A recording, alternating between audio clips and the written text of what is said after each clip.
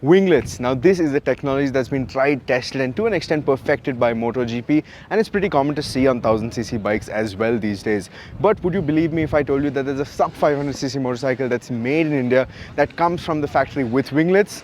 Well, if you don't believe me, you'd be wrong, because say hello to the 2024 TVS Apache RR 310, and yes, those are winglets that come straight from the factory for this year's model. In this video, I'm going to be telling you everything you need to know about this bike and whether or not you should consider getting one. But before we proceed, don't forget to like this video, share it with like-minded enthusiasts, and smash that bell icon for all of our video drops.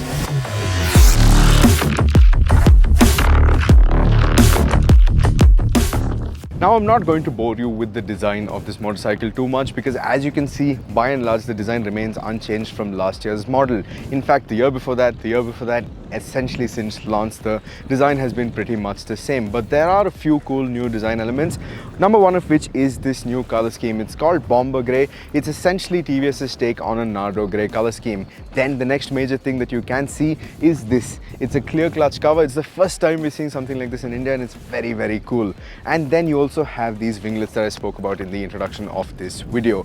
So those are essentially the design changes that you can see on the TVS Apache RR 310. That's about it. And I've always said this before, that the Apache RR 310 sort of resembles the Panigale V4, a baby Panigale if you will. And in this update with that clear clutch cover, with those winglets, it does look so even more. And I really like it for that. What do you think about the design of the TVS Apache RR 310 for 2024? Let me know in the comment section down below.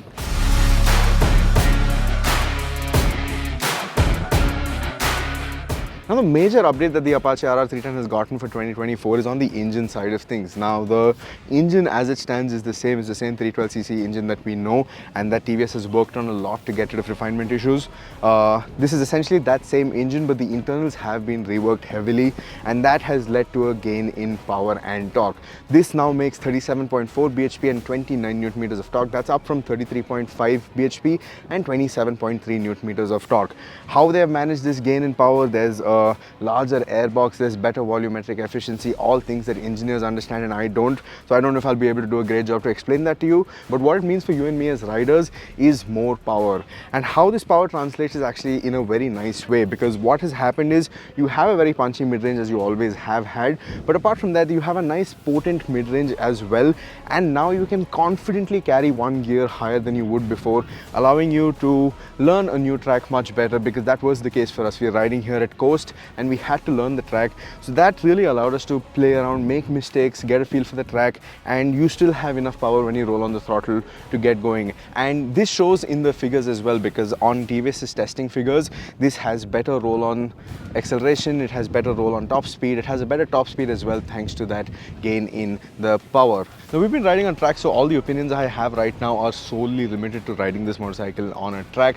I can't tell you what it'll be like on the streets, because I haven't got my hand on the motorcycle in the streets yet. Out on track, one thing I was very worried about when I heard the updated power figures, because this does in fact make more power than the RTR 310 as well, is the refinement. Will this be buzzy? Because the RTR 310, the biggest problem with that was it was pretty buzzy. This, no problem whatsoever. It's a very refined engine. In fact, it feels a tad bit more refined than before, and the only real buzz I felt was after around 9,500–10,000 RPM. And in any case, on the roads, I doubt you'll be really pulling those RPMs for too long. So in terms of refinements, this has gone up, and in terms of performance, it also does feel a little more snappy. So to that extent, it doesn't feel a lot more powerful than before, but it does feel more powerful, and in the right way, in a way that will help you extract all of the performance much better than before. And also, how could you forget clear clutch cover? That adds 10 bhp, doesn't it?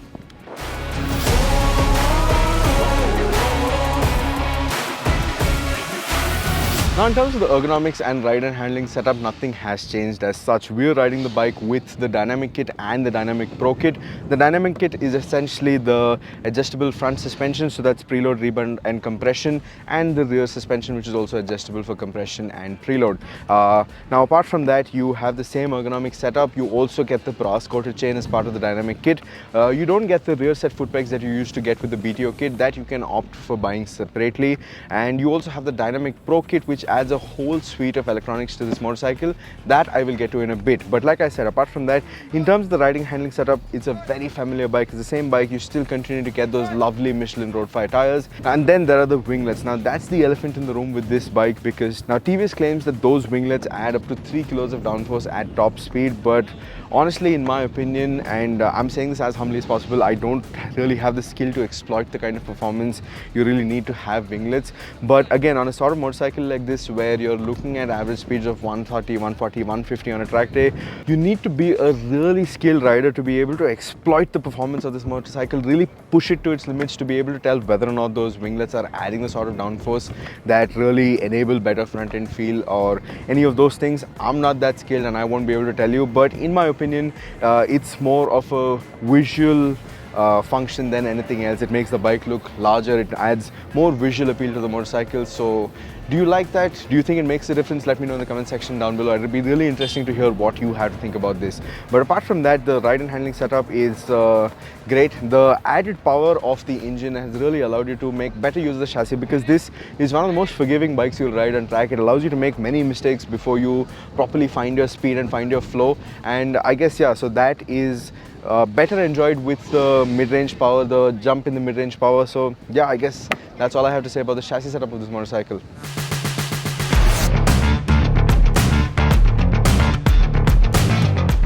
Now the next big update for the RR 310 is the electronic suite. Now this, after all, is the flagship motorcycle in TVS's portfolio, but it didn't really seem that way with the RTR 310, because that had all the fancy electronics and this didn't. But that's changed now. So now if you were to get the bike from TVS from factory, you get a quick shifter, you get traction control, you get cruise control, and that's about it. If you really don't want to spend the extra money on the quick shifter, you can also get the base variant, which gets all the other features but misses out on the quick shifter. So that starts at rupees 2.75 lakh ex-showroom, but I'll get to the prices a little later. So like I said, you get cruise control, you get quick shifter and traction control, but none of these are lean sensitive. That happens when you upgrade to the Dynamic Pro kit. So that unlocks a 6D IMU based lean sensitive electronics. So that will be cornering traction control, cornering cruise control, cornering ABS and all of that. Now this works as advertised, but the cornering traction control I was not particularly fond of, because when you're fully leaned over, the sensor kicks in and it doesn't really let power come in. It just reduces the power output a little, so you have to straighten up the bike and then get on the gas. So if you turn it off, you can mitigate that, but for beginner riders who are still finding their way around the track, the electronic system works just fine. Now apart from that, like I said, you get the Dynamic kit, which has the suspension and all of that. You get the same instrument cluster, but it now has multi-way connection, because you also have a TPMS system that comes as a part of all of these kits. So on the electronics front, this has really taken a step in the right direction. You get the new switch gear, which also has the cruise control buttons and all of that. So again, now finally the RR 310 sits proudly as the flagship motorcycle in TVS's portfolio.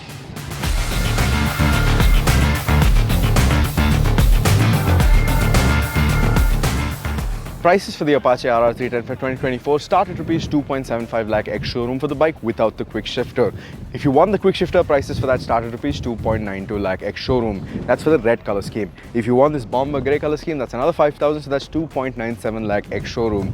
Then if you want the Dynamic kit with the adjustable suspension and the brass coated chain, that's another 18,000 rupees. And then if you want the IMU based electronics, that's another 16,000. And then if you want the specific race color scheme, that's another 7,000. So if you add all of that up, it becomes a significantly more expensive bike than before. But the good thing is that you can choose what you want and what you don't want. So in some way or the other, you can control the price of the motorcycle. But what I can tell you is that this bike is a lot better than it was before. It stays refined, it has more power, which means you can make better use of the chassis, which was already very great. So if you're looking for something that can tour well, can do the track well, and can commute on well as well, and with the 2024 update, it becomes a lot better. But that's what I think of the motorcycle. What do you think about it? Let me know in the comment section down below and let's have a conversation. And as always, thank you for watching.